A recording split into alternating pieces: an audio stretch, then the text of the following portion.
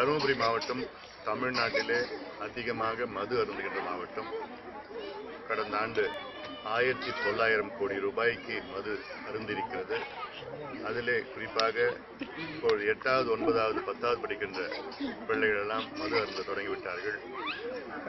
இது நினைத்தாலே ஒரு பயங்கரமாக இருக்கிறது. காரணம், அடுத்த தலைமுறையே இருக்காது. 25 வயதிற்கு மேல் அவர்கள் இருக்க மாட்டார்கள் என்று அந்த அச்சம் இருக்கிறது.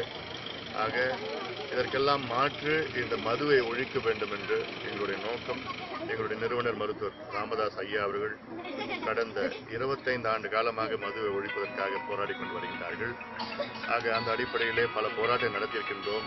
குறிப்பாக தருமபுரி மாவட்டத்தில் நான் நாடாளுமன்ற உறுப்பினராக தேர்ந்தெடுக்கப்பட்டு என் தலைமையிலே இன்னும் வெகு விரைவில் ஒரு மாபெரும் மது கடைகளை மூடுகின்ற ஒரு ஆர்ப்பாட்டத்தை நடத்த இருக்கின்றோம். அது முதல் கட்டம்.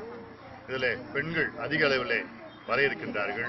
இந்த ஆர்ப்பாட்டத்திலே பெண்கள் கலந்து கொண்டு அவங்களுடைய கோபத்தை, ஏன்னா காரணம் இன்னைக்கு இந்த மாவட்டம் தருமபுரி மாவட்டம் கல்வியில் 32வது கடைசி மாவட்டம்.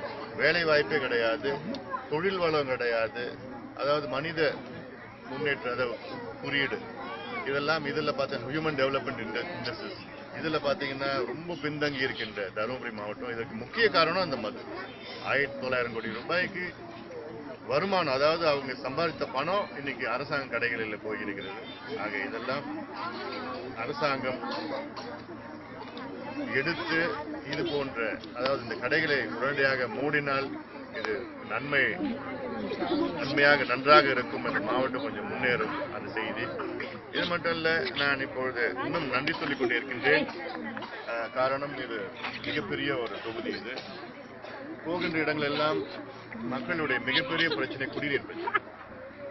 ஒகேனக்கல் கூட்டு குடிநீர் திட்டம்னு 2000 கோடி ரூபாய்க்கு செலவு பண்ணி ஒன்றும் தண்ணி வரல.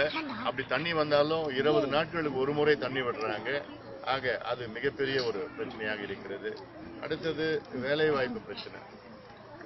எங்க போனாலும் வேலை கிடையாது. இங்க இந்த மாவட்டத்திலிருந்து 3 லட்சம் இளைஞர்கள் கேரளா, கர்நாடகா, ஆந்திரா, திருப்பூர், கோயம்புத்தூர், ஈரோடுக்கு போய் அங்க போய் கூலி வேலை, ஒன்று கல் உடைக்கிறாங்க, இல்லாட்டி இந்த பனியன் கம்பெனியில போய் கூலி வேலை செஞ்சுட்டு இருக்காங்க. ஆக வேலை